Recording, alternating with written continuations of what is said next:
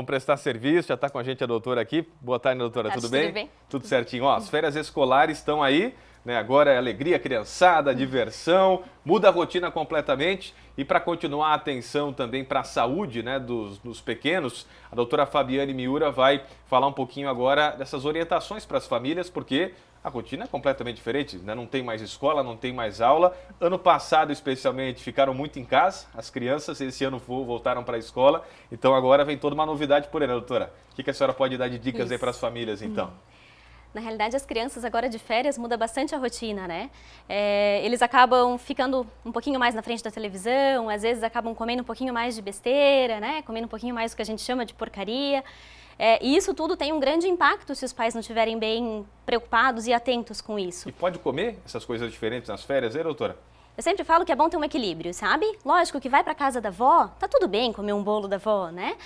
O que não é legal é comer todos os dias a porcaria. É que isso, né, que a alimentação da criança passe a ser uma alimentação completamente desregrada, completamente diferente da alimentação, que é a alimentação habitual. Porque as crianças, querendo ou não, ficam 2 meses de férias. Então pensa, são 2 meses de 12, que impacto que isso teria na saúde da criança, né? Isso independente da idade, doutora Fabiane? Independente da idade, os bebês menorzinhos, né, os que são pequenininhos até os 2 anos, devem continuar sem comer açúcar, né? Deve ter todas essas questões alimentares um pouquinho mais de atenção, mas os maiores também. É bastante comum que as crianças saiam de férias e acabam voltando com um pouquinho de excesso de peso depois, porque comeram um pouquinho a mais, comeram um pouco mais de doce, um pouco mais de porcaria. Então eu sempre falo para os pais para tentar dar uma equilibrada nessas porcarias. Não é que não pode, são férias.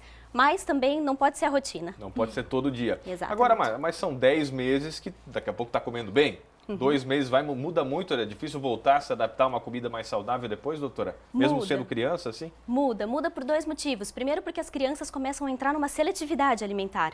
Porque daí é lógico, se comeram um monte de doce, comeram um monte de porcaria, não vão querer comer a fruta, a verdura, o alimento saudável. E o impacto que isso tem na saúde, apesar de ser somente 2 meses, é um impacto bastante importante. Então muda sim. Mas o bolo da vovó, a criançada que está assistindo, de vez em quando pode Tá liberado. comer. Aquele docinho de Natal, A bolachinha de Natal. Aquela bolachinha ali, isso ali tem que ter, né? Tá Com liberado. perguntas aqui para a doutora na tela do WhatsApp, do Balanço Geral. Silvia, o que é uma alimentação saudável diante de tantas tentações que meus filhos veem por aí? Como colocar alimentação saudável na vida da criança, doutora? Uma alimentação saudável é uma alimentação mais focada em fibras, em proteínas. Então, é uma alimentação que é rica em frutas, em verduras, em legumes. Então, não é para a criança não comer o bolinho. Mas será que não pode ser um bolo de cenoura com um pouquinho menos de açúcar? Não é para a criança deixar de comer a bolachinha de Natal. Mas será que durante o resto do dia não pode dar uma equilibrada e comer uma fruta, comer uma panqueca de banana? Então, existem opções saudáveis sim, mesmo diante de tantas tentações de fato que tem. Perguntas da nossa audiência sobre saúde aqui de forma geral. Ó. Tatiana, olá, tem um bebê de 1 ano, foi diagnosticado com bronquite, o pediatra disse que é genético, passou a bombinha para ele usar.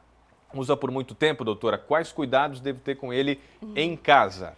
Na realidade, um bebê diagnosticado com bronquite, o que precisa é ter os cuidados gerais de evitar ter muito pelo, né? Ter muita pelúcia dentro do quarto, tapete, esse tipo de cuidado geral, assim. Em relação à prescrição, aí precisa de avaliação para ver por quanto tempo que tem que ser mantido o medicamento. Vai de cada caso, Exatamente. Né? Mais uma mensagem aqui, tem muitas participações, obrigado a todos aí que estão com a gente no Balanço Geral. Osmar, quais cuidados com as crianças nesse verão de forma geral, né? Porque tem que ter muito cuidado, porque elas são elétricas, né?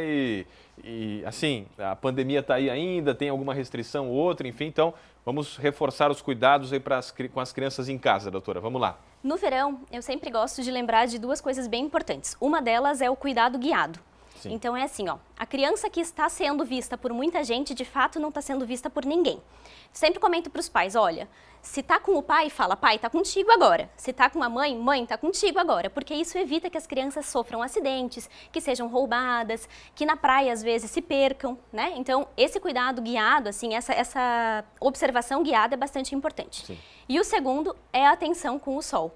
Porque às vezes passa o protetor solar de manhã, vai para a praia, vai para a piscina, a criança entra na água, acaba esquecendo de retocar o protetor solar e as crianças acabam fazendo grandes queimaduras.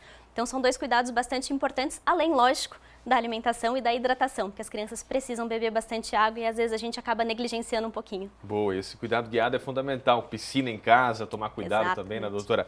Doutora Fabiane Miura, obrigado, médica pediatra, Imagina. obrigado por prestar esse baita serviço à nossa audiência. Até uma próxima, né, doutora? É isso aí. Volte sempre aqui, tá bom? Assunto Obrigada. fundamental.